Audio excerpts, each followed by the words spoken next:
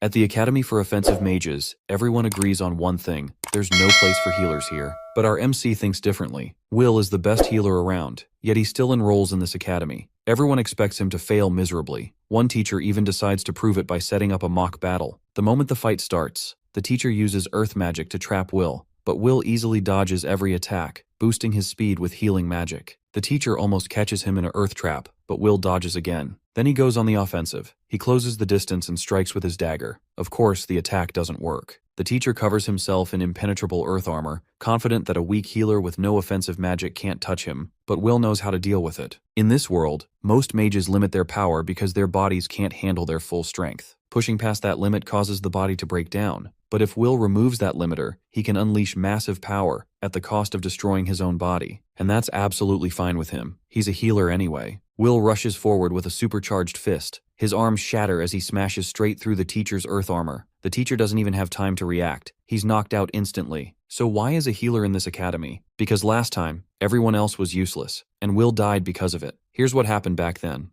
You would think that being good at a job would earn you the respect you deserve from your seniors, right? Well, that's not the case with our boy. He literally gets stabbed by his superior for doing an exceptional job. Will is an ordinary young man with an extraordinary healing ability, a one-of-a-kind power that only he possesses in the entire world. He could literally heal even the ghastliest injuries like it was child's play. Lost your arm? No big deal. Bro can erect it back up from the stump within seconds. Currently, he is serving alongside the last remaining soldiers on the front lines, who are fighting against a demonic army led by demon lords, the very forces responsible for ravaging the kingdom of Granbald. The soldiers are fighting tooth and nail, trying their absolute best to repel the demonic forces which have destroyed the rest of the world already. As for our boy, he has no battle experience, so he is tasked with healing the injured, essentially pulling them back from the verge of death. But let's be real, these mortals don't stand a chance against terrifying creatures that have emerged from the depths of hell itself. That's why the soldiers keep returning with missing limbs, and our boy continues to heal them diligently. Eventually, however, the soldiers grow weary of fighting over and over, only to get injured again. They have accepted their cruel reality. They are cooked. They would rather die on the battlefield and get over this shit already. That's exactly the reason our boy was stabbed by his captain. The captain believes that Will doesn't understand the pain and horror the soldiers endure every time they are forced to return to the battlefield. Ultimately, the hopeless soldiers abandon the defensive line, allowing the giant monsters to begin ravaging the remnants of the kingdom. Will watches helplessly as everyone dies before his very eyes, watching his home fall apart. Gazing up at that massive dragon, he finally realizes the kind of horror those soldiers had been living through. It was in that moment that his greatest strength became his biggest regret. If only he had what it took to fight on the battlefield, he could have ensured the survival of the people around him. With a burning desire to defend his kingdom with his own two hands, Bro grabs a literal pebble from the ground and begins charging at the dragon. Of course, his ridiculous attempt to fight a mighty dragon with a mere stone results in his demise. However, predictably, he wakes up almost 5 years in the past, right before he earned the title of the world's greatest healer, a title he later came to resent. Determined not to repeat his past regrets, he decides to enroll in an academy that specializes in offensive magic rather than healing. And his first pick for the institute is Schwartz Academy, a school dedicated solely to combat arts. In this world,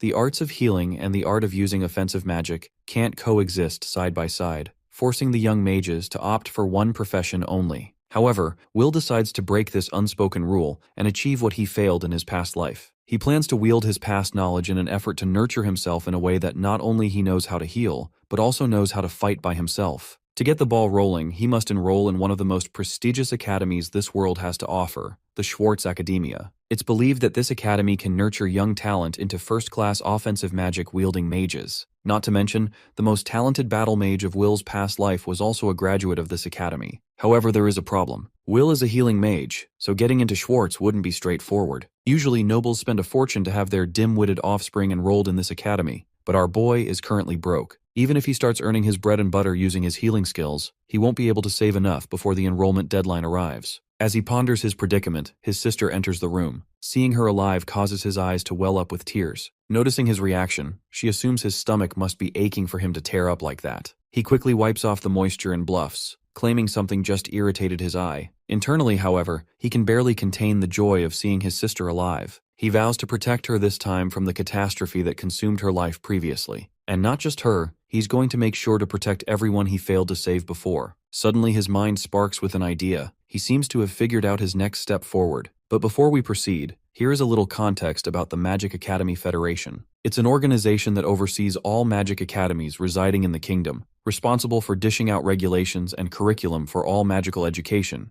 At this time, the chairman of the Federation is also the principal of Schwartz Academy. But for some reason, the chairman has completely stopped paying attention to the Federation. Soon, the reason became apparent. It was due to his sick granddaughter, Marie. By the way, this doting grandpa's name is Arnulum Goldgran, the chairman of the Magic Academy Federation and principal of Schwartz Academy. The old man promised his girl that he would find a capable healing magician who could set her free from her misery. However, in our boy's previous life, his granddaughter passed away because the chairman failed to find a capable magician in time. That's exactly why my guy sneaks right into the chairman's granddaughter's room. Conveniently enough, our boy doesn't even have to introduce himself to the chairman, who is already present there. The old man already knows about this scholarship student who hails from Heilig. After all, Will is renowned throughout the kingdom for the exceptional talent he possesses in healing magic. This is exactly why the chairman finds it unfitting for someone of our boy's caliber to be sneaking around like a thief. Internally, Will admits he's right. Perhaps if it weren't for his past life experience, he wouldn't have dared to infiltrate someone's personal space. But then again, formalities are a luxury they can't afford right now. He had to get right in, for only he can heal her. Of course, the old man knows that nothing comes without a price, and he wants this young gun to be clear about his intentions. Will insists that time is of the essence. Her treatment takes precedence over negotiations. Eventually, the old man gives the permission our boy needs. He sits by the bedside ready to cure her illness. But the old man's intense gaze catches his attention, staring down into our boy's soul. The chairman is practically broadcasting that one wrong move, and our boy is done for. So, Will takes a deep breath, ready not to mess up, and starts his healing mojo. While he is dishing out this healing magic, he realizes that his mana pool has shrunk compared to his past life. But what matters more is the perfect execution of the healing magic formulas, which thankfully he remembers very clearly. After a while, the granddaughter finally opens her eyes. The first thing she notices is the charming prince who rescued her from a life-or-death situation. She gets totally flustered and rolls over to the other side in embarrassment. Meanwhile, Grandpa is still in disbelief that his grandchild has actually returned from a comatose state. The girl affirms her return. She even claims that she hasn't felt this good in years. The doting grandpa's eyes mist up with tears of joy. The worries that had been weighing him down for so long have finally been lifted, and it's all thanks to our boy. A short time later, both men settle down in the living room. After expressing due gratitude, the old man is willing to grant any wish our boy harbors. Will assures him that he won't be demanding anything absurd. His wish is well within the chairman's power. At this point, it's common knowledge that there is no one next to Will when it comes to healing magic. He sits at the pinnacle, having no more room for growth. That's exactly why he wants to explore a different skill set. He wants to enroll in Schwartz Academy. Of course, the old man finds this absurd. For someone to abandon their natural aptitude to explore something entirely unfamiliar sounds unusual. But since the old man had already made his promise, he's going to honor it. He shakes hands with the young man, promising to keep his end of the bargain. Somewhere in the academy, a seemingly toxic teacher is reviewing our boy's enrollment profile. He finds the chairman's actions to be quite bold, enrolling a healing mage who has 0 offensive skills into a combat school. Eventually, the day of the entrance ceremony arrives, and the new entrants gather in the academy's assembly hall. Up on the pedestal, the chairman is there to pitch and glaze his institute. Schwartz Academy is a fully residential school specializing in offensive magic with its own unique curriculum. Its vast campus houses multiple training grounds, and things only get better with the advanced research facilities and a massive library, making it stand out even more. Influential graduates are active even beyond the academy, making it possible to receive various forms of support from the kingdom. If I had to sum it up, there is no other institute that provides this kind of environment to study the intricacies of offensive magic. Let's not forget that our boy is just a mere healer enrolling in this academy, which has been unprecedented up until now. So, it goes without saying that his path ahead will be paved with thorns. But my guy is ready to face whatever lies ahead, as long as he becomes the offensive mage he desires to be. However, reality is often far from expectation. The first class after the entrance ceremony takes place, and Will can be seen sweating bullets. He is supposed to hit a target with a fire magic spell. Somehow, he manages to activate a fire spell, but it fizzles out as soon as it appears. And it's not the first time this has happened. To make matters worse, his teacher is a total piece of trash who tries to bully our boy by using his weakness as leverage. Will can only attend the class if he successfully manages to hit the dummy. Until he manages to achieve this, he is forced to continue his practice in the training grounds on the other side of the school building. Will insists that his teacher at least show him the ropes, or else he would never be able to learn it properly. Then again, it was clear from the start that this particular teacher has a hate boner for our boy. To him, wasting time teaching a healer isn't the best investment. Will begs him to at least allow him access to the library so that he can learn something from the theory. Once again, the bastard humiliates our boy for being a mere healer, claiming they have no literature that could be used by his kind. Taking advantage of the situation, a blonde douchebag strikes down the healer with devious magical backshots, forcing Will to collapse on the ground. The poor guy didn't even expect the sudden attack, but the bully thinks it's just more of a reason to take advantage of the healer for being so weak. He boasts the Academy's offensive rank status, so any softy healers like Will can get lost for daring to take admission. This is the first time I'm watching a teacher gang up on the student with the bully too. Both of them dogwalk Will as if he were the lowest trash in their eyes. That night, our boy appears exhausted by the bench. His efforts for learning offensive magic has so far ended in the gutter. He knew it would be a pain in the ass, simply because of the difference between healing and offensive magic. Both draw their own kind of energy source. Mana is the power of the mind, a mage's ultimate weapon, which he activates through formulas. Mana also moves according to the will of the caster. Using that mana for explosion or firepower gives you offensive magic. Healers, on the other hand, possess calm mana, but that's where the Schwartz Academy comes into play. They're the best at raising offensive mages, so there has to be a way for him to refine dynamic mana. Will strongly believes that he could manipulate his mana in a way that could convert static mana into dynamic mana. The biggest obstacle in his way? He can't even attend classes right now because the shitty teacher won't allow him. Will refuses to give up, hoping to encounter that one person who helped him in his previous life. Just because of her alone, his choice to have come to this academy may end up being worth the pain. Unfortunately, he can't continue blindly, so he thinks of other ways. But suddenly, a familiar voice confronts him for staying out late. When Will looks at this person's gorgeous appearance, he sees Veronica, an extremely competent warrior who fought alongside him. She was one of the highest class offensive mages he ever knew, and in the end, he had to grieve her loss in the tragic war. Luckily, she's alive in this regressed timeline, but before they could even talk, this woman whips out the same sword that can cut anything in half. This girl looks like a female Gojo with Sukuna's abilities. The fact that she's pointing her sword at him isn't exactly pleasant, but it turns out she's hunting down a suspicious student around campus, making her wonder if Will is that same troublesome student. Our boy quickly clarifies that he's absolutely not that guy, because on the off chance she swings at him, he's gonna need another isekai regression from Truck-kun again. She believes him, bringing him calm, and he asks to confirm if she's really Veronica. The woman feels offended that he addresses teachers so casually, bringing him shame and shock. He knew that she was older than him in his previous life, but not that much older. Turns out she's actually a prodigy who skipped grades and got promoted to a professor right away, which is totally unsurprising considering her god-tier talent. This is the opportunity that Will has been waiting for, the shooting star that could help him learn offensive magic at last. Will expresses interest in taking Veronica's class, knowing that she's his one last hope. He inquires about the enrollment procedure, but she immediately rejects him, stating that she doesn't have any classes initiated. Since she's a new teacher who previously got promoted from numerous classes, she has no idea of how things work here. For this year, Veronica's current position is to serve as an assistant instructor to handle certain questions. The plan was to use her youthful mind to connect with the students closer to her age, which would make her a great support for them. However, what bugs her is how no one dares to approach her for any kind of consultation. Well, our boy can exactly tell why. It's because this woman takes out her murder weapon at the slightest inconvenience. But from his point of view, this is just an excellent opportunity for him to exploit Veronica. He doesn't even have to take her classes, and can simply use her to teach him privately. So he asks her a question, knowing it's her job to answer. Being blunt right away, this man inquires how he should approach learning offensive magic as a healer. From his words, Veronica instantly realizes that he's not an ordinary student, having sensed his odd mana flow composition. She now remembers that this guy is the notorious freshman who joined the Schwartz Academy. In all her years, she even admits never seeing a regular healer trying to learn offensive magic. The good thing at Schwartz is that the Academy offers a method to cultivate something called dynamic mana. It's a foundation that our boy believes will serve him as the perfect start, and when Veronica confirms its existence, Will gets really excited, thinking that there's a shot. One small problem. This woman straight up tells him that his dumbass won't be able to learn offensive magic even with that method. This revelation genuinely astonishes our boy, especially when Veronica explains that he already has far too much static mana. This means that even if he fosters dynamic mana from the ground up, most of it will convert and dissolve into static mana anyway. And if he tried to cultivate dynamic mana using some other method,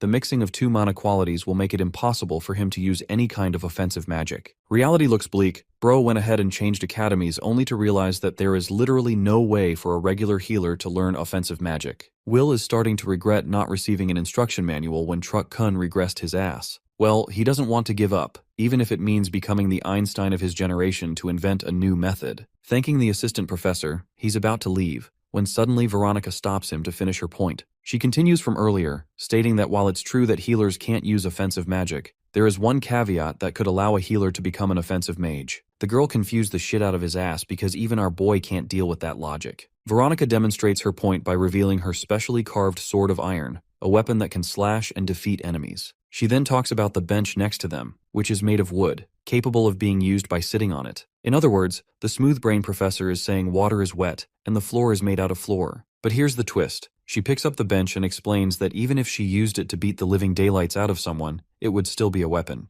Hilariously, Will is starting to wonder how this muscle mommy can even lift such a heavy bench with those noodle arms. Anyway, Veronica's approach is that even if something is made for a different purpose, one can use it however they like. To personalize her point, she demonstrates through her hand and proceeds to pat his face, causing this man to blush. This is a wet dream for most men, until she ends up flicking the shit out of his face, explaining how she used her hand for two purposes just now. She does end up hitting him way too hard, but anyway, the point remains the same. Same thing but different usage. Will's eyes finally open. He begins to wonder if he can use his healing magic as an offense. All this time, he never even entertained the idea. The very reason both factions of mages disagree with each other is because of the differences that lie in their own forms of mana. But in Veronica's eyes, this kid is different. She thinks that he's already taking a leap by enrolling into an offensive magic academy, and even his mana signifies that he's not purely a healer. This is an observation that not even Will himself took notice, making him wonder if this is one of the abilities given to him by Truck Kun. Pointing her blade at his neck, she orders him to become aware and ignite the aggressive passion within his soul. If he does that, he'll become unstoppable and obliterate anyone who stands in his way. The very next day arrives, with our boy reflecting on his teacher's conversation from yesterday. She used many different examples to demonstrate her point,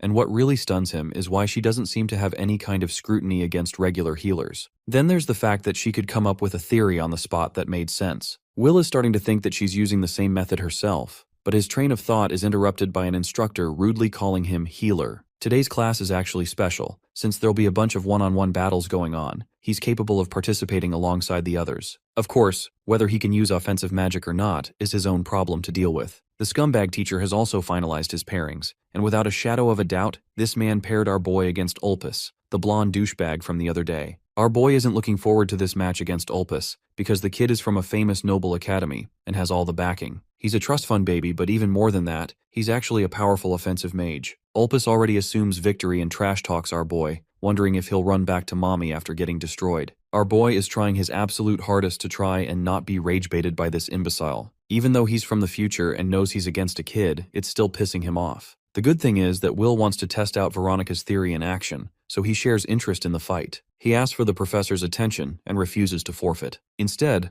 our boy's got a proposal, sharing how he doesn't have any talent for offensive magic at all, which would be a waste of time for this fight. So this raises the stakes and straight up declares that he'll drop out of Schwartz Academy if he loses this match. The professor is thrilled to hear those words, but the flip side is that if our boy wins, he would be permitted to take regular classes. It's an insulting proposal, but Ulpus is so arrogant that he laughs his ass off, stating how ridiculous the idea of a victory truly is. He even thinks Will is mega coping in his Delulu Island with no shot of winning. The instructor is fed up with them and accepts the proposal, instructing both contestants to take position. He gestures at the start of the match, which kicks off with Ulpus calmly activating offensive magic. He manifests a bunch of radiating daggers. This is his specialty called knife creation magic. Basically, bro is Walmart Gilgamesh with micro-penis swords for a weapon. Blasting all of those daggers in Will's direction, he spouts that there's no way for a shitty healer to defend himself. But our boy is out here doing the Buddha pose and shit, ready to activate his domain expansion. The moment he activates his technique, he's able to match the speed of the daggers and concisely dodge all of them. This is a technique called life manipulation, something we'll use to manipulate the very essence of living creatures near him, boosting their HP to the absolute limit. But that's not all. He could also use it as an attack from this same approach. Ulpus panics and calls it a shitty fluke, but our boy's aura farming in the same pose. He catches Walmart Gilgamesh's dagger, before slashing all the others with Shiru Emiya's swag. The weapons falter and have done 0 damage thus far. But our boy's just getting started, and with a single dagger, he intends to end this fight. The spectators can't fathom what just happened. A healer using an offensive attack just doesn't register in their brain. In reality, Will has been using healing magic as an attack, and never even used offensive magic. Ulpus is in a clinch, and trash talks how he was holding back the entire time. Apparently bro can increase the number of knives at his disposal, as if that's gonna make a difference. He rains down the golden projectiles upon the healer in anger, but our boy casually starts slashing down each and every dagger. By the end of his defense, they're all shattered to the ground. Ulpus still thinks he's a hotshot, so he increases the size of his micro-penis dagger, and damn, That angle looks a bit sus if you ask me. Anyway, Will understands that fighting Ulpus is a pain because of his talent and understanding of magic. To increase complexity and firepower, Ulpus forces his dagger to rotate, basically throwing a missile at our boy's direction. Bro borrowed Sukuna's fire arrow furnace technique only for Will to block that shit too. Ulpus can't steal any more techniques from other shows and just roars in frustration. Meanwhile, our boy thinks he should progressively increase his strength. The fierce projectile is deflected with ease, much to Ulpus's surprise. Before he can do anything else, Will teleports behind him using Goku's instant transmission, promising to heal him after this. Then he straight up goes for the kill, only for the instructor to butt in and cast an enormous earth wall between the two. The instructor believes the match is over, and tells both of them to step aside for the next pair. The defeat is truly humbling for the cocky noble, but Will is just happy he can attend regular classes from now on, much to the frustration of this bum instructor. Having wrapped up here, he bolts off, reflecting on his fight experience. At last, he has created his own version of offensive magic, and it was powerful enough to beat an excellent mage. All of it is thanks to Veronica's guidance. As for the loser douchebag, he is helped by the instructor. Ulpus makes a request to his teacher not to inform his father about this match. Both of them are D1 Reddit haters who just can't take the L. In the next scene, we find Will at the classroom. He can take classes here and refine his understanding of attack magic. The instructor enters the room and peeks a glance at Will before initiating class. So far, his classes have been basic. One homeroom teacher basically handles all the classes. Will is intrigued by the magical tool creation class the most, recalling a similar concept at the Healing Academy.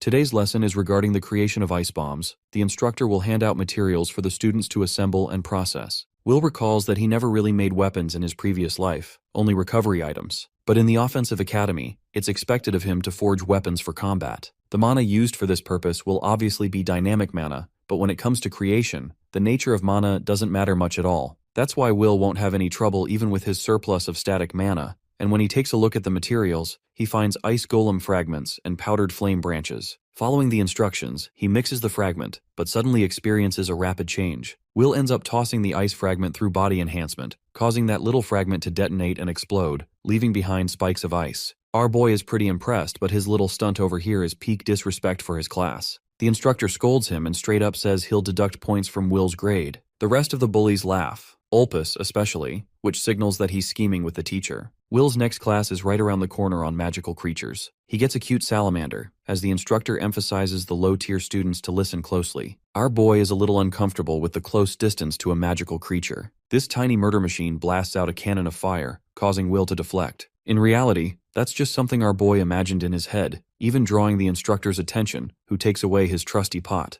Things are not looking good, and Will is starting to really get what's going on. The instructor is allowing him to partake in classes, but actually torturing him in every class. This means he won't be able to learn, so he has to do something about his situation again. Watching him from afar is a peculiar student, who seems to understand the double standards at play here. The bullying continued without end. Will had to protect himself from not only the students, but also the instructor's ridiculous out-of-syllabus questions. His points were smushed to the ground, and even after the classes, he found heaps of trash just lying around in his room. When he tried to confront the supervisor for the issue, the supervisor punished him even more by taking away his dinner privileges. Bro's getting cooked left, right, and center. He collapses in his room, realizing that this academy is full of haters. Just when he made one positive step, he now has to face a shit ton of challenges to circumvent again. Will understands that his current rate of progress is doing wonders for him, and does not want to let these bullies bother him. The best thing is that he fought one of them and actually won the fight, therefore having absolute proof that he can become the attack mage he's always dreamed of. Focusing on the positive, Will recalls acquiring his textbook, so he can now review homework and study properly. The following day arrives, and to his absolute shock, there's no teacher or any soul to be around. The instructor usually arrives at this time, but there's only one student near him. It's almost like the news of the sudden schedule change wasn't made public to certain students. Annoyed, Will gets up to strike a conversation with the girl. He walks up to her, startling her with his approach. Our boy just wants to know if the classes got changed overnight, and it's definitely something related to that. The instructor hates certain students, and she's on that list too, so both of them are cooked. She thinks it's a good idea for two bullied loners to get along, and Will can sense her dread. So he offers her a joyful hand, offering to be her friend. The girl is stunned and bows her head with absolute respect for him. She's introduced as Erica Glenn, the first friend Will has formed at the new academy. She thinks it's totally normal for him to not have anyone by his side, considering he joined classes late and he's a healer. Erica highlights that people always talk about how pathetically weak healers are, stunning Will. She herself isn't one to gloat about friends despite being an offensive mage. Watching her personality, Will understands that the fierce discrimination against healers seems to be a culture of Schwartz Academy. It's true that offensive mages fight on the front lines, so they have every reason to despise healers staying at the back. Even in his previous life, Will found himself being established as a famous healer for the kingdom. He had credibility back then, but here at the Attack Academy, things are different. Will is going to be swallowed by the Academy's discrimination if he doesn't fight against it. Erica inquires about his intention behind coming to the Offensive Academy. Arranging his thoughts, Will responds that he refuses to accept his reality as a born healer and intends to join the front lines. His reason shakes her, but Will clarifies that he's got his personal reasons backing him. As for Erica's intentions, apparently she belongs to a small noble family in the countryside. With no sons born in her family, the parents thought their bloodline would end. Taking matters into her own hands, she thought becoming a powerful attack mage could help her become the head of the family by status alone. It's an understandable goal in Will's eyes, but Erica's problem is that she doesn't have a sliver of talent for magic. She also doesn't have friends and gets bullied in class too. Luckily, she's happy to have made a friend in our boy, calling him an underachiever who will comfort her even when her grades are low. Bro's getting destroyed everywhere, but she's just joking around. Anyway, he reminds her that Erica's expectations will be met very soon. Without explaining much else, Will takes her to a different classroom where the real class is being held. The two of them find their way to the real class, only for the predictable instructor to consider them late. Will apologies for not knowing about the sudden class change schedule, but this jackass has a stick up his ass and doesn't forgive them. To punish Will, he decides to whip him another question. This is bad news. Erica already knows that our boy hasn't taken most of the previous classes, which means he wouldn't know anything. Taking a look at the board, Will breaks down the problem in his head, while his teacher emphasizes that points will be deducted if he fails to score the correct answer. Ulpus ridicules Will further, knowing that he's at the verge of failing. But our boy is deep in concentration, so he takes the chalk and starts scribbling intensely. Every word catches the attention of the class. Even Ulpus thinks this is just a show-off attempt. In truth, Will figures out the correct configuration, illuminating the magic circle on the board. He floored everyone's expectations, shutting the whole room down, including his shitty instructor. The teacher is forced to admit that it's the right answer, stunning Ulpus and even Erica. There's just no way the new kid managed to decode the answer even after missing all his classes. Right after that annoying class, Erica immediately wanted to know how he managed to solve that question. Will explains that it was actually pretty easy to solve, as he learned it from the textbook. He'd already read the textbook, so he knew what to expect. What stuns her the most is that this man devoured the entire book in a single freaking night. Will only read it for the first time and ended up blitzing through the book, hailing it as one of the greatest books on offensive magic. There were fundamental and advanced applications mentioned. Everything was covered with intense detail. He could study all of it on his own, but without having some form of magical understanding, reading the text was a chore. The good thing about Will is that he was always good at theoretical studies, so he could manage without much discomfort. He learned all about offensive magic in a single night, reading it like it was a fictional novel. While he's amused, Erica is out here creeped out. The book he digested is the boogeyman of their academy, something that can't be translated without the teacher's guidance. She's starting to regret her initial assumption of calling him a failure, and realizes that she's the only bottom feeder around. The girl doesn't want him to ditch her in the lowest ranks, while our boy assures her that he's going to teach her anything that she finds trouble with. After all, they're besties from the same class. Erica beams up a smile, feeling glad to receive his help. The reality is that our boy came here to school for his goals, not to act buddy-buddy with the power of friendship. But since he's alone, he'll need Erica, so he tells her about a favor she needs to do for him. The upcoming class is the General Offensive Magic class, one he's never been able to pass, and the main reason he was never able to access the other classes. Erica thinks he should easily be able to do it now that he defeated Ulpus, but the reality is different. Will actually can't use General Offensive Magic like everyone else, but he does have an excellent idea. The setup requires Erica's help in order for him to succeed. In the next scene, the students are gathered in the training grounds again. When it comes to offensive magic, there are two branches of general and unique magic. General magic refers to spells with properly formulated spells, making it easily accessible for everyone through formulas. Contrasting their general use case, unique magic comes engraved from within a user, such as Ulpus's special knife creation magic.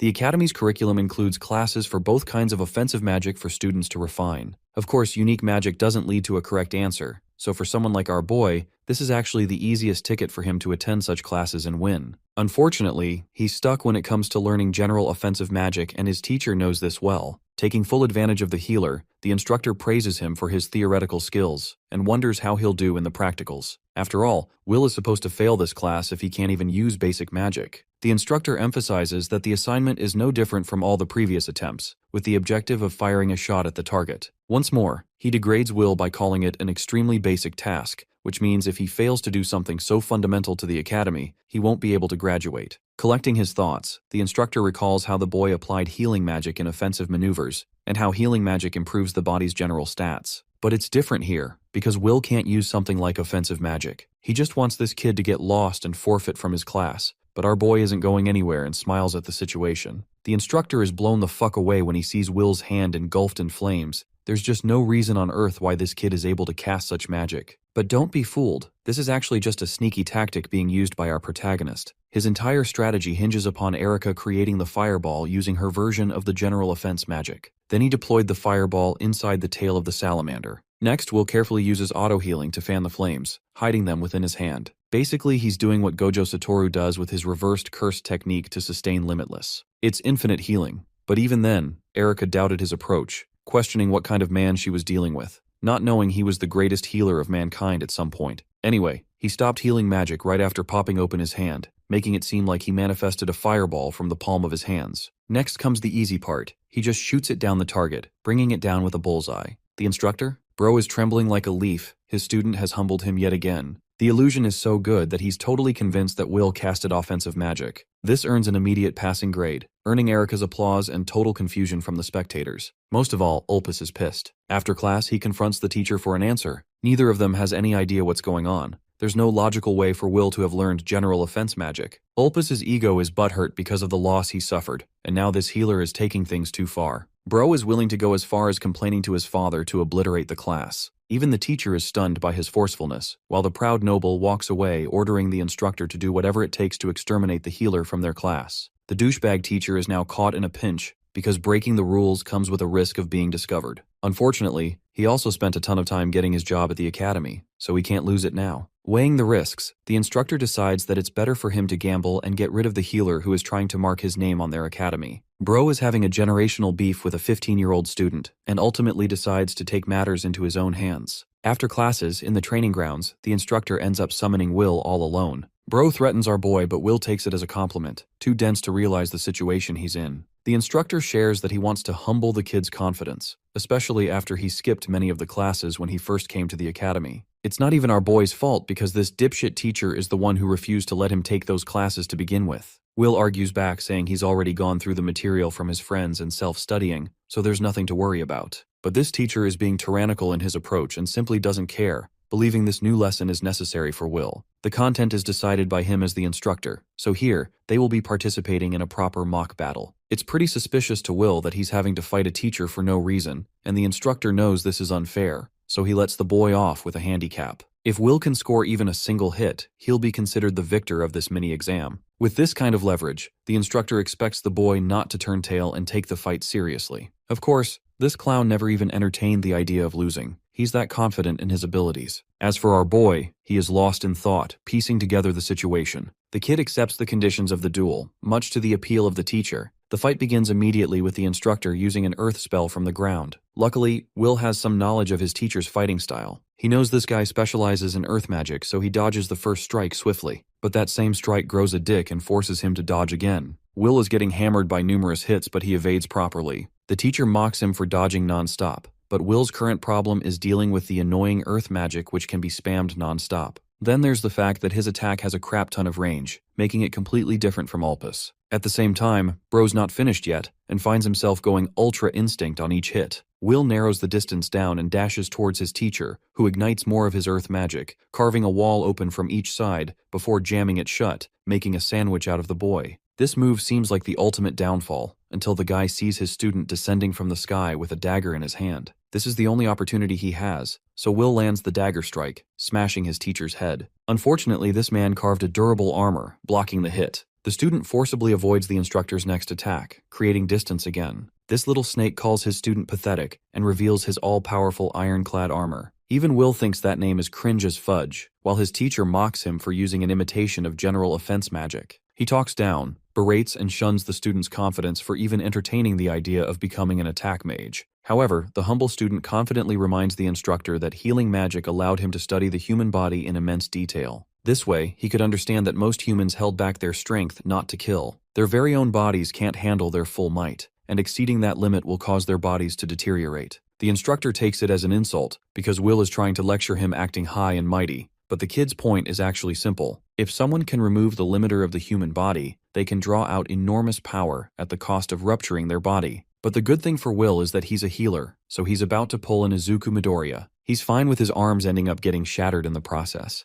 The boy's determination stuns the instructor, as he calmly Chad walks up to his teacher, who still thinks his cringe armor won't have any effect. Deku prepares his Texas Smash. Oh shit, wait, wrong story again. His teacher screams as Will annihilates his armor with his fist. Bro not only breaks the armor, he leaves his face looking more battered than Jake Paul in his fight against Anthony Joshua. Will reminds the dear instructor not to decide a student's destiny, and feels warm remembering Veronica's guidance again. She's the only reason for helping him unlock such overwhelming strength from the healing magic he already has. Will knows he can become much stronger, but while he's lost in thought, the instructor sneaks and attacks him with another earth column. Luckily, he is able to dodge, but it isn't enough to quell this man's blood-boiling anger. Will wasn't expecting to be blindsided by that attack, especially when he already passed the condition of the test. The instructor spouts more bullshit, stating that there weren't any witnesses to confirm such a thing, which means technically a healing mage never even hit him. He refuses to acknowledge his defeat at the hands of a pesky healer, and floods more earth spells against our boy. Will is starting to get real tired of this man's I am the rules Seto Kaiba bullshit approach. But thanks to him already having removed his limiters, he can launch at rocket speeds and blitz past him again. The instructor couldn't even process Will's sudden advance, as the boy charges his heavy fist, ready to demolish him a second time. Not even his cringe armor will manifest timely to save him from this haymaker, but then the punch stops.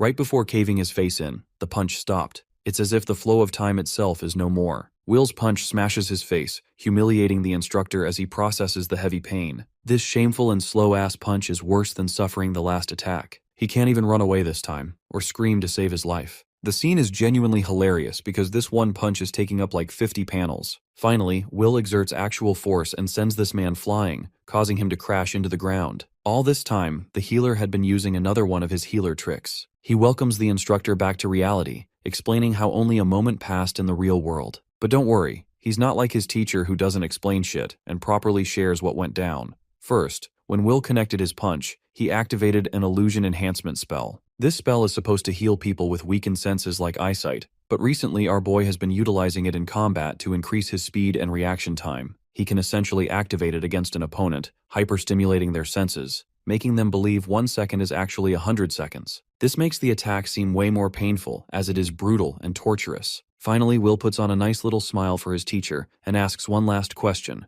inquiring if he can pass the class now. Before the snobby instructor even responds, Bro grabs his shoulder, threateningly reminding him that he's going to erase every last inch of discrimination the teacher has for the healer. The same harmless healer is looking like a demon king right now, and emphasizes that his only goal is to enjoy his classes. Which means if this guy or his students ever interrupt him again, things will go very wrong for him. Will concludes his proposal with a bright smile, concluding their encounter. That evening, the instructor is seen striding around in panic, questioning the kind of monster he encountered. He used to believe that every healing mage was weak as shit and submissive to the orders of the frontline mages. But this guy is different. He's got top-tier combat skills and a murderous killing intent. Coincidentally, he ends up running into the blonde punk, who is curious to know about the outcome of the training session. Ulpus snickers, believing it ended up in our boy's demise, but then he gets silenced like a dog. The instructor is done with his nepo baby yapping, and urges the noble not to involve himself against Will. It's for the good of all of them, and it was their greatest misunderstanding to assume that Will was just a regular-ass healing mage. Ulpus is startled by advice and brings up the threat of his father again,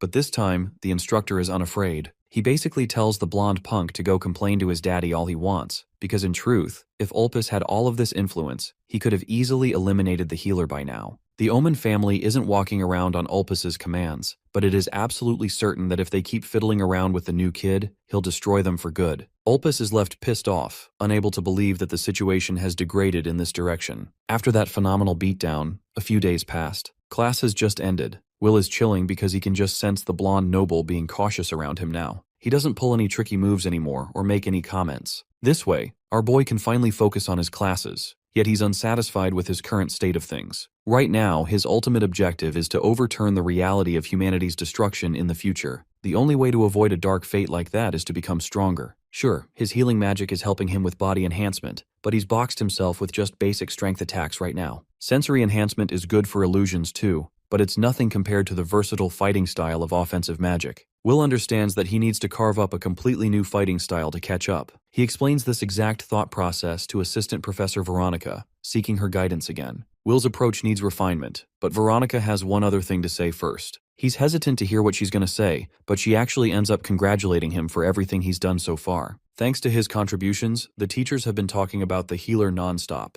A healer mage is keeping up with the top classes of the academy, and it's nothing to scoff at. While some other teachers are also looking hateful of his progress, which checks out. Interestingly, Veronica hasn't really revealed to anyone that she's the reason behind his progress. She also never had the chance to mention it among the teachers, because the others just disregard her for being special even at their ranks. Our boy is relieved because this way he won't deal with any trouble. It was her advice that got him this far, and he wouldn't want her to get in trouble because of it. The professor doesn't mind and admits that, actually, she's grateful to him. Like she said before, healing mages never even try to bring their theories to reality. She pulls out her sword again. Strangely, she likes doing that a lot, and challenges our boy to a duel. Will clearly didn't anticipate this move coming from Veronica, but she's genuinely curious to see where he stands at his level. It's the surest way to help him become stronger, but our boy's just not ready at all and panics like hell. The swordswoman emphasizes that the enemy won't wait and blitzes from her spot. She thunderously appears right in front of him to slash him down, something Will is able to deflect at the very last second. He can barely hold his weapon together against her heavy attacks, and she continues to overwhelm him with a flurry of slashes. Despite expending all of his boosts and reaction speed, he can't even keep up with her. The thing about Veronica is that she's more than fast. This woman is lightning incarnate. Her sword elegantly moves from one swing to another, which means in a battle of endurance, it's Will who will be the first to break. Enduring the heavy hits, Will understands that he's only got one shot to impress her with his limit-breaking speed. This way, he'll catch her off guard.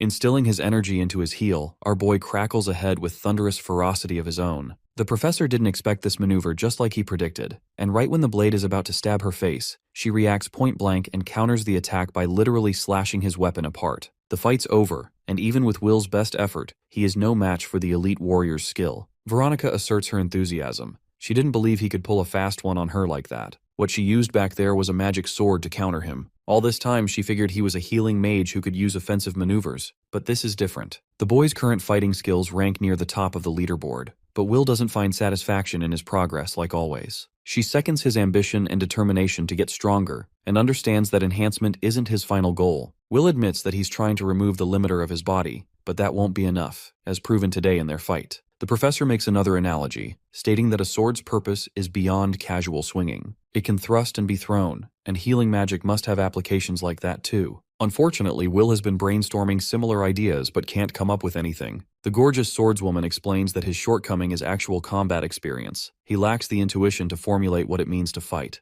In Veronica's view, experience trumps knowledge when applied correctly. Even in their present battle, Will noticed a little something that she used. Figuring out her advice, Will asks if he should conduct more mock battles against the professor. Veronica likes the approach, but recommends that he partake in a monster subjugation training mission. The boy is bewildered. At last he'll have an up-close experience of a life-and-death combat situation. He actually partook in the same competition across the 3 academies of Schwartz, Heilig, and Zilbern. All 3 academies boast offensive, defensive, and swordsman styles. Their students are supposed to execute subjugation requests. At Heilig Academy, the boy didn't participate in the mission itself, but this time he has the opportunity to take out nightmarish monsters and gain experience against the destruction to come. Will steals his resolve for his first ever subjugation mission. Veronica watches him with interest, reminding him of the participation conditions. The boy must prove his ability in the selection exam, and there's a rumor of a prodigy going about among the first years. Will's new goal is to score the top position among the selection process against his classmates. He asks about the details of the selection exam. The simple criteria is that the candidates will fight against each other. 100 people typically volunteer and demonstrate their skills, selecting the best of the best. Even our boy is starting to get fed up with the school's constant emphasis on fighting. Back at Heilig Healing Academy, a few volunteers stood up to join, which meant that anyone could partake in the mission. But this is a different format in Schwartz Academy, boasting a selection process. Will recalls the warm memories at the Healing Academy, wondering how his old master is holding up right now. Veronica goes back to talking about the prodigious student with an ability level far surpassing some of the instructors. This means that Will won't be getting that top spot easily, which makes him wonder if the assistant professor has personally met this student. Unfortunately, she has never had the chance to meet this guy, because he likes avoiding teachers acting like he's way better than them. He doesn't even come to ask her questions, but that's aside from the fact that she's intimidating. Anyway, Veronica promises Will that she'll assist with his training for the exam, something that brightens up his mood because she's the only chance he's got at getting better. We skip ahead to the day of the selection exam. Will walks into the arena, highlighting that time passed quickly since then. He feels more confident than ever, having finished all his preparations. As he's mingling around, a certain voice calls out his name. It's the chairman of the Magic Academy Alliance, Arnolum. The principal is happy to report that his grandchild has been receiving steady recovery ever since he healed her. The chairman even apologizes for not looking after the boy, even after he saved his grandchild's life.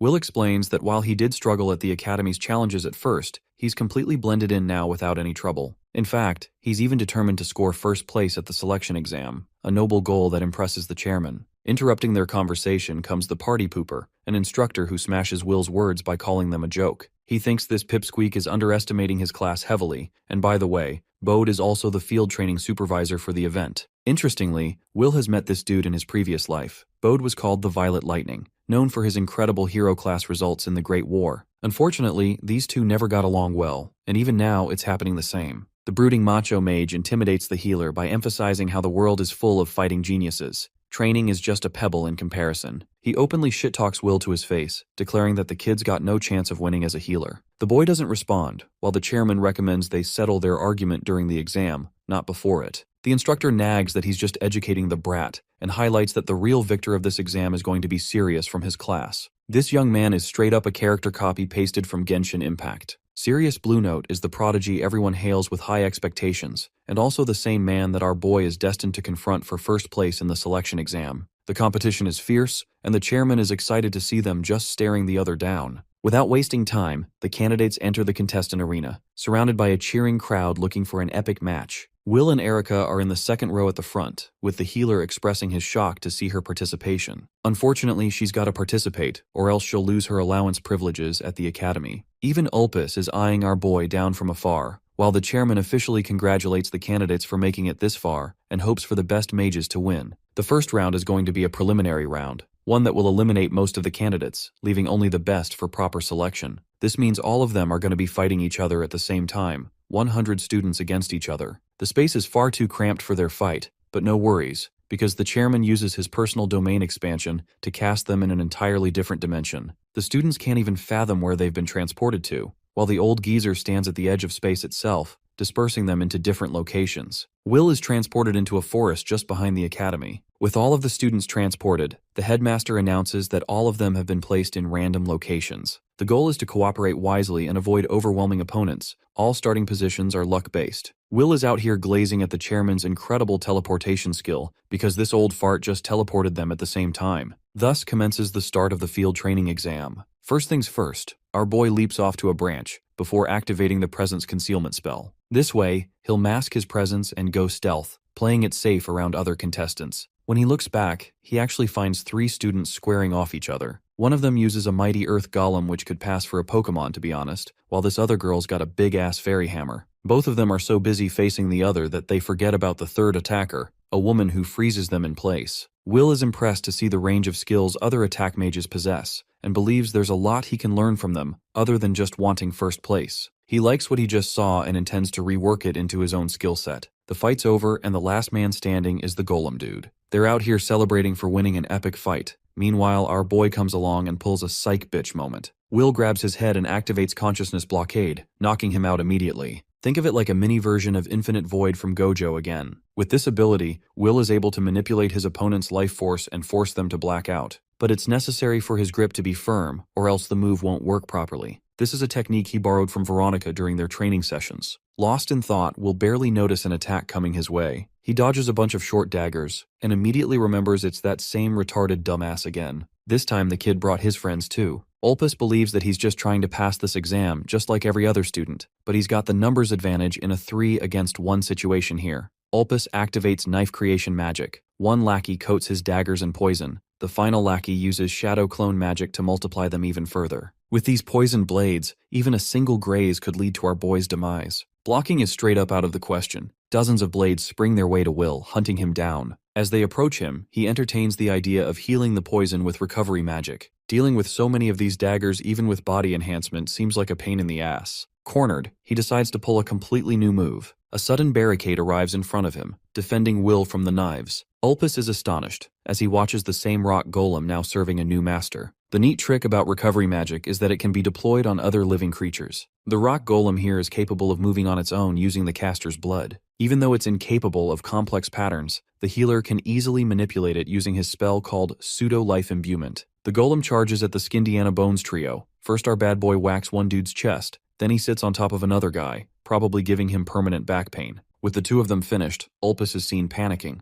He's dead meat because our boy blitzes him like Minato Namikaze, grabbing his face and tapping him out to sleep. The fight's over, so Will returns to stealth mode, his golem taking the advance on the battlefield. Since his enhancement techniques limit him from close quarters combat, his best shot is using a golem to compensate for a glaring weakness. He can also safely observe everyone like this. Suddenly, a gigantic twister catches his attention. It's as if a natural disaster struck the forest. But no, this spiral of wind is a literal Kamehameha wave, one that our boy barely manages to escape. The attack literally scars the freaking earth, obliterating the golem as well as the rest of the students, even knocking down all the trees in the remaining area. In the distance, Will sees one man. It's Sirius, the prodigious student, and I'm not even kidding. Bro looks more of a main character than the dude we got. His abilities are terrifying at a glance. Will wonders if he should use a move to fight him, but suddenly, the match is forced to a close. The headmaster commemorates each candidate for their efforts, concluding the preliminary round. Only 4 remaining contestants will make it to the next phase. The real competition will be held in the arena, so until then, the chairman advises the students to rest as he activates transfer magic. While the transfer magic is kicking underway, Sirius, the very serious man, seriously glares with a serious expression at our serious protagonist. Will has to find the will to beat this guy in one day. Both of them vanish after that. Back at home, our nerd is busy doing homework, thinking of a strategy for the exam. Just outside his room, Ulpus and his gang of losers have arrived once more. They're already pissed off getting handed 50 Ls every time they challenge the healer. But Ulpus is a sore loser, a twat. He cares about the pride of his noble family and wants to uphold the Oman family's honor against a lowly healer. What worries him most is his father discovering about the whole situation. Still, his friends just don't have the heart to tag along. They ditch his ass and leave him to deal with his own mess. Ulpus panics and eventually boils with anger, declaring that he has a way to get rid of the healer even without using magic, all the while our boy is chilling in his room. Suddenly, Will hears a knock at a strange hour. He gets up to open the door and already senses a bad feeling. Obviously, it's Ulpus at the door, who pulls out the corny noble act and greets him warmly. Will is suspicious and doesn't buy his acting skills,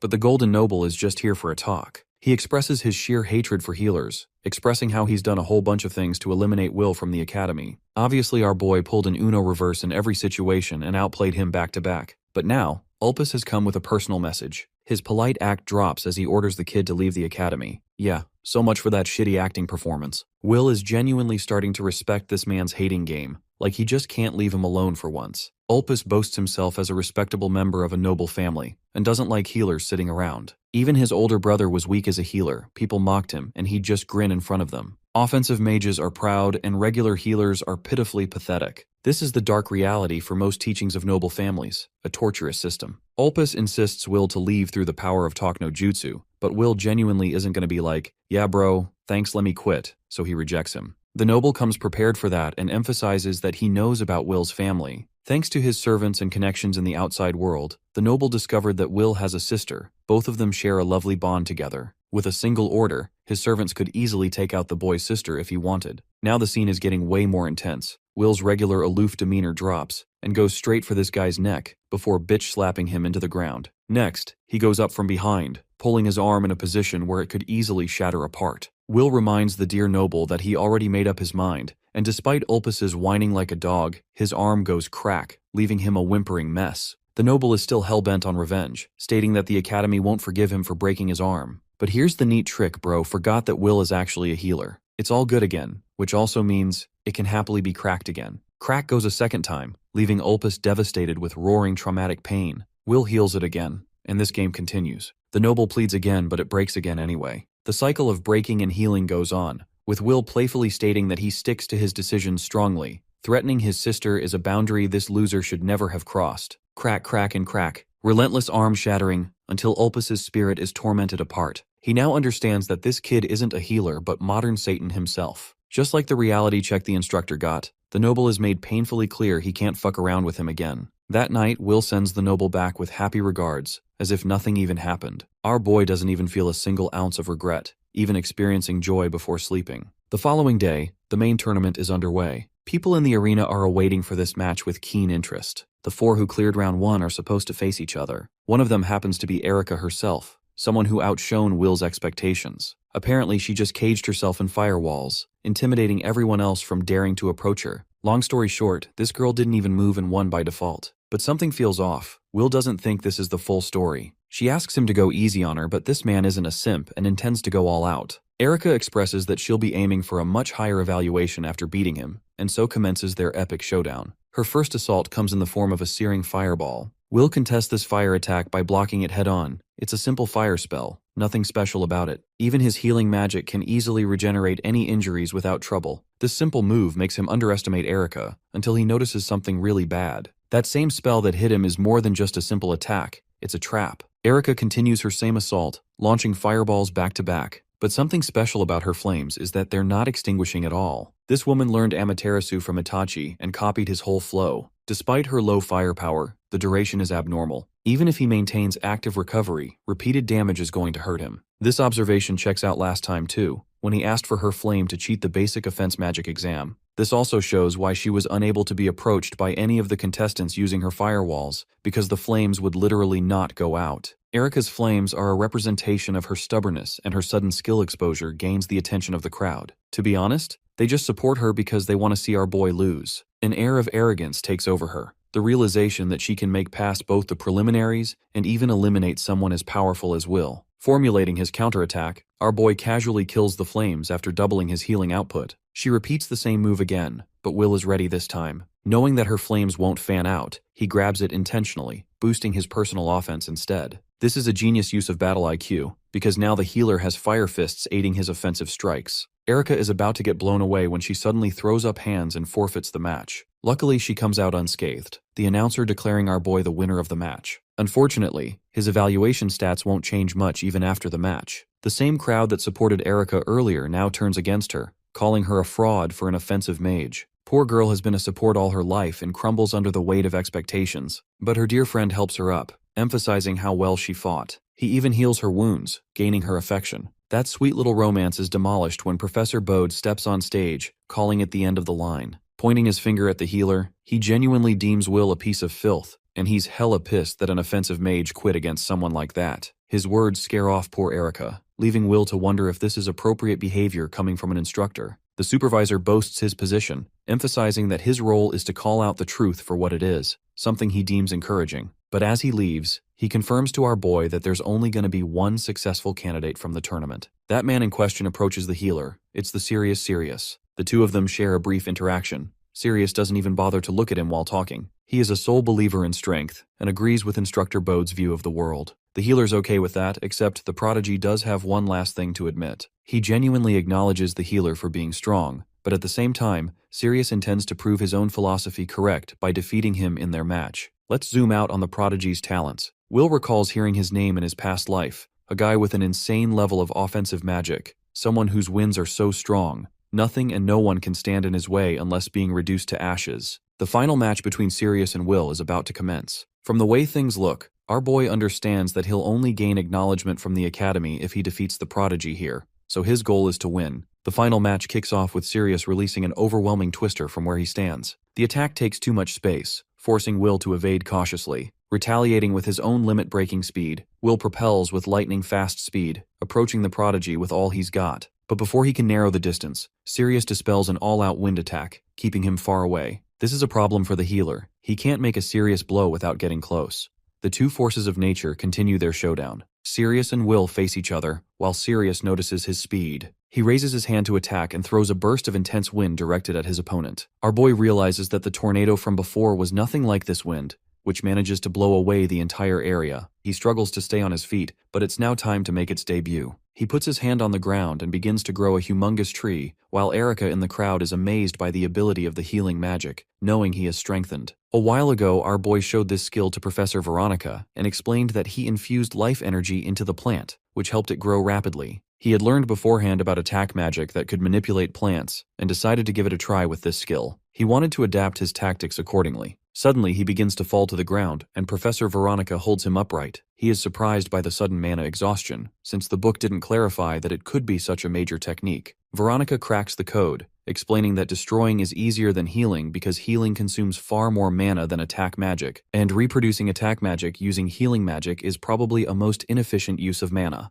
Knowing the consequences of this skill, he plans to keep it for moments when it can be properly utilized. Coming back to the present, our guy uses this skill on the battlefield since his attack magic doesn't have much efficiency, so he decides to rely on this move. When the tree finishes growing, Sirius manages to cut it down with a wind blade attack. This throws our guy off, since Sirius's magic consists of tornadoes that can swallow enemies and storms that can blow away a wide area. His wind blades are meant for solid objects, while the tornado deals with anyone who approaches him by centering around him. Will realizes that Sirius is called the top candidate for a reason, but he has also aimed to make himself stronger using this magic and leaps in Sirius's direction. Instantly, the opponent forms a tornado around himself and belittles him, saying that he cannot reach him no matter what he does. And surely he wasn't wrong. As soon as our boy hits the tornado, he is thrown away. Sirius smiles, but suddenly he realizes something is very wrong. He looks at his shoulder and sees that it is pierced by a piece of wood. Confusion is clear on his face as he demands an explanation. Will confidently reveals his tactic. He knew that Sirius couldn't protect the ground beneath him. So, the plant underground sent its roots in every direction, and that's how he ended up with a stabbed shoulder. The protagonist wonders if he is worried about Professor Bode, as their personalities are wildly different from one another, while Sirius groans in pain. Sirius clarifies that the teacher instructs him because he is strong.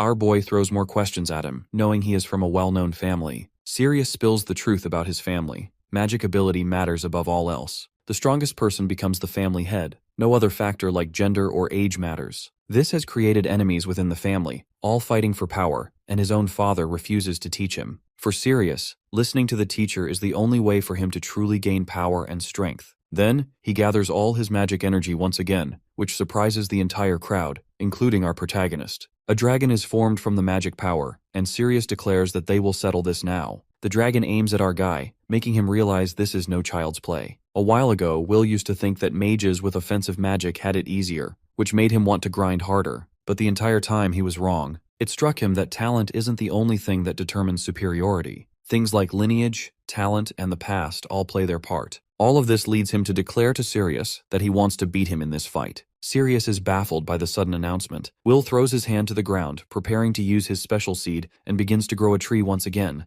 Named Yggdrasil, the plant rapidly grows, consuming far more mana than the other plants. However, the upside is that it will continue to grow as long as our guy keeps pouring mana into it. Sirius attacks with a wind blade, which manages to cut the tree in half again, sending it flying into the sky. But when he looks up, the single branch that was flying has grown into a massive tree, and it is coming straight toward him. Meanwhile, Will assumes that because Sirius's magic is already being used to maintain the wind dragon, he won't have enough time to defend himself. The assumption turns out to be true, and the tree crashes down on Sirius. As he looks up, he sees Will standing with a knife pointed toward him. Contemplating, he realizes that he has lost. Will is announced as the winner. The crowd cheers since they didn't expect Sirius to lose, and they talk about the strength the protagonist possesses. Then, the hero offers his hand to help Sirius get back on his feet, praising his strength. But Sirius sounds defeated. Our boy tries to reassure him, admitting it was a good match. Suddenly, Professor Bode walks in, clearly disappointed in Sirius. With his strength, he kicks the tree off him and picks him up by the waist. He takes him away, furious that Sirius has failed him, declaring that his training will be started once again from scratch. The entire crowd falls silent, knowing how absolutely jarring this sounds. Bode turns to the crowd, screaming that this was meant for everyone. Infuriated, he can't bring himself to believe that a literal healer took first place. Will realizes that Bode's tantrum is getting out of hand. He begins to defend Sirius, saying that his strength was quite good, and that losing doesn't mean he is weak in any way. As he is about to further defend his opponent, Bode angrily shuts him up.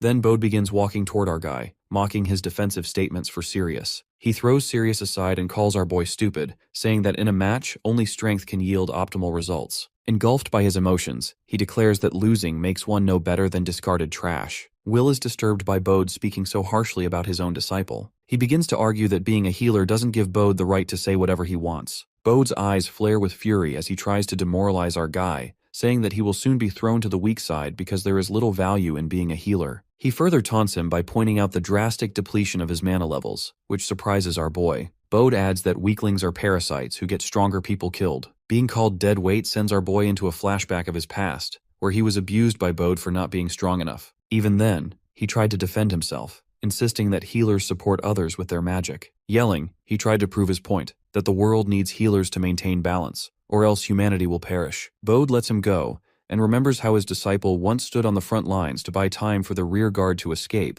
only to be wiped out by weak monsters at the escape point. His disciple died with nowhere left to go, and Bode watched helplessly, knowing he couldn't heal him. He clenches his fist and yells that Sirius shouldn't die for trash like that. From a practical standpoint, the professor isn't entirely wrong. If you are weak, you will die in the end no matter what, and people must train to survive. Still, there will come a time when monsters grow more violent, and when that happens, the strong cannot afford to be selfish. For moments like that, people without talent must know how to fight as well. Returning to the present, our guy challenges the professor to a duel, hoping it will make him acknowledge him. Bode scoffs and accepts the challenge, confident that there is no way a mere healer could win against him. Hearing this, the referee panics and asks if Bode is truly serious about the challenge. Bode proudly bends the rules to suit himself. With no way out, the referee carries Sirius away. A special match, Will versus Bode, is announced, and moments later, the match begins. Bode cracks his fingers, bragging that he will show just how weak our boy really is. With the amount of mana he has left, Will is worried about facing the strongest opponent he has faced in a while. He begins to plan carefully, because this isn't a normal duel. As he is about to start, Bode yells about how slow our guy is and unleashes his attack. The spark of the magic is enough to light up the entire ground. He then brags about teaching him the 3 reasons he is bound to win. A heavy amount of mana radiates as he gives the first reason,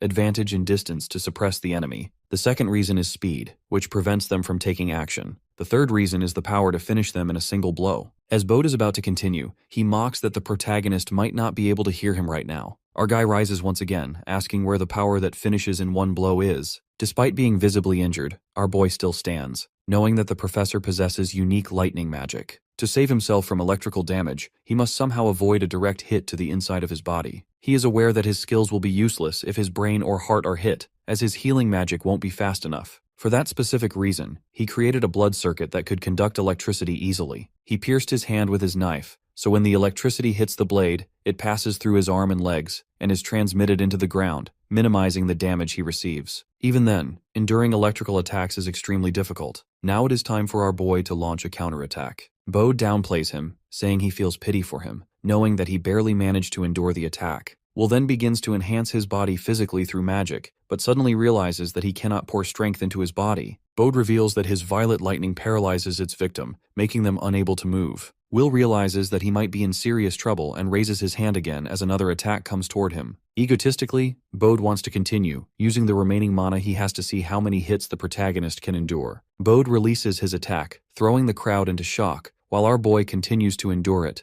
knowing that the professor truly has strong and flawless unique magic, which fuels his arrogance. But the protagonist refuses to give up. He decides that he will win, putting every bit of his remaining mana and stamina into manipulation. He slams his hand onto the ground and immediately begins growing a water treasure tree. This tree has the ability to absorb vast amounts of water from the ground and store it, so if used as a barrier, the electricity will be easily dispersed. However, fate has other plans. Bode manages to cut down the tree with his electrical attack, sending the crowd into shock. Our boy is left speechless as Bode begins walking toward him, believing the protagonist has nothing left. But as Bode looks at the fallen tree, he sees mushrooms rapidly begin to grow, which truly shocks him. Our boy feels a quiet sense of relief. His technique worked, as mushrooms grow quickly after a lightning strike. When a forest is turned into a wasteland by lightning, it creates an opportunity for growth without enemies, and mushrooms are among the first to appear. But that isn't the only advantage they bring. They also cause paralysis in the body, and Bode experiences it firsthand. He panics,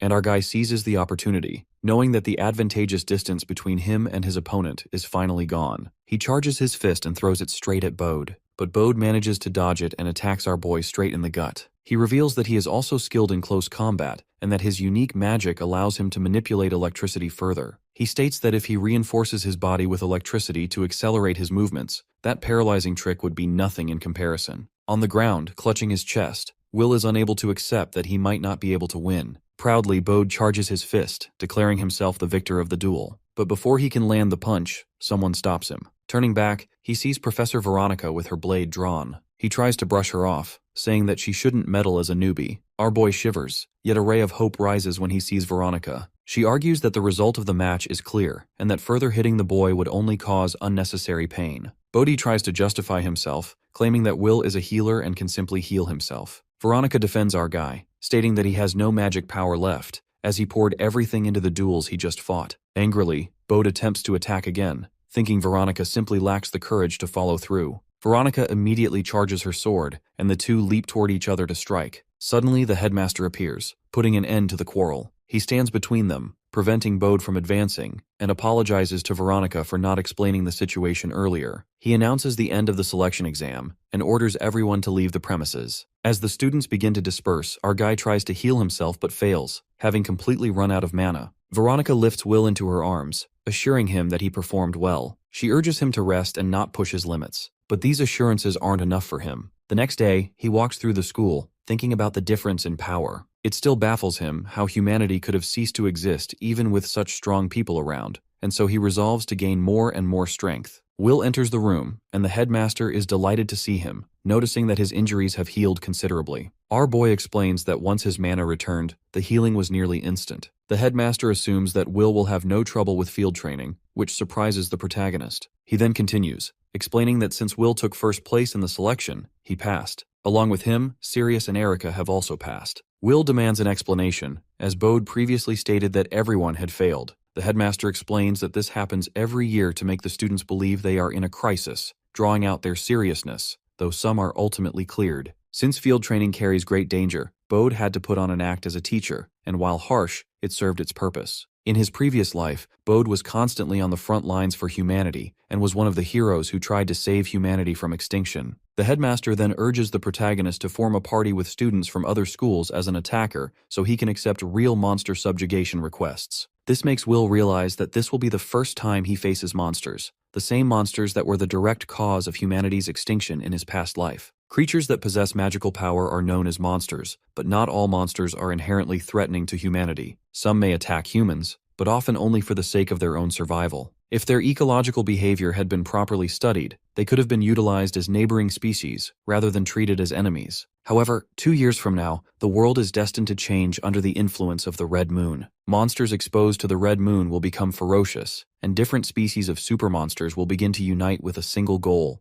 to wipe out humanity entirely. Then, 2 years after that catastrophe, the Demon King himself will descend upon the world. This sequence of events will place humanity at a complete disadvantage, causing nations to collapse and countless people to perish. Attack mages will be demanded on the battlefield, but because the situation will be uncontrollable, they will continue to lose their lives alongside the knights. Even healing mages will be slaughtered once the front lines fall, leaving no support for the wounded. By the time the protagonist dies in his previous life, barely any humans remain who are capable of fighting. If people continue living without changing anything, humanity will no longer be able to survive. He cannot allow such a tragedy to happen again. He vows to strengthen himself beyond anyone in his previous life so that he can resist the great monster invasion. More than that, he wants to uncover the true cause behind the Red Moon that drove the monsters into madness, hoping to eliminate the source of the calamity itself. The headmaster notices the determination reflected in his eyes and is deeply impressed. He finds Will's behavior promising and wonders whether the teachers are being cautious enough regarding the upcoming field training. The headmaster assures him that proper measures are in place, yet he makes it clear that he especially wants to encourage Will's growth. Later, while standing outside the campus with Veronica, Bode approaches the protagonist. As Will attempts to show that he understands the reason behind Bode's behavior, Bode once again yells at him and walks away. Still, before leaving, he tells Will to do his best during the training. Then, just as he turns away, he quietly thanks him for treating Sirius. Sirius, who had been standing behind him, also steps forward and thanks Will. He says that now he can work on his weaknesses and become stronger than ever. As long as he survives, he knows he can eventually get his revenge, and this time it will not disappear into smoke. The protagonist urges him to become even stronger, and the two of them bump their fists together in silent agreement. To Will, it feels like an advantage that more skilled attack mages are beginning to appear,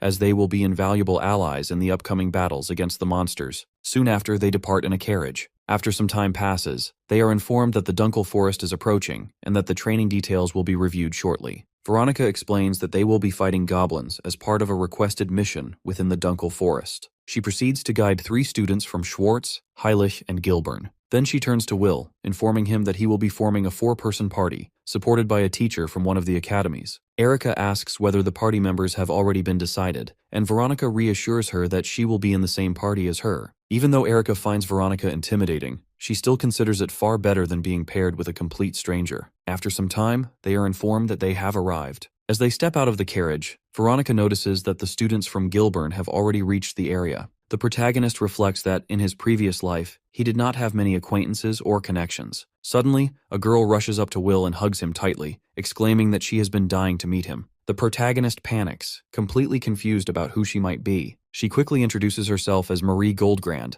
the principal of Schwartz Academia and the granddaughter of Alnaram Goldgrand. The hero is left utterly stunned by her introduction, as he vividly remembers her from his past life. He never expected to meet the girl he had once treated at the principal's house, especially not here in the forest. Seeing her again makes him wonder how she's been doing, and she quickly reassures him that she has been doing just fine. Almost immediately, she begins apologizing, saying that she was never able to properly thank him back then. He brushes it off casually, telling her it was nothing, but she insists that she wants to repay the favor by doing something for him. She then explains that she had no talent for magic at all, so instead she enrolled in Gilburn Academy and devoted herself to learning swordsmanship. Because of her relentless effort, she ended up becoming the top-ranked student in the Academy's selection exam. She giggles when she notices how impressed the protagonist looks. He is genuinely moved by her achievement, because only a few months ago she had been bedridden, and yet in such a short span of time, she managed to reach the very top. Taking his hand, she tells him that they have been placed in the same party because of their respective talents, and that she will do her best to prove herself useful to him. At that moment, he finally realizes what the principal truly meant when he spoke about taking care of her.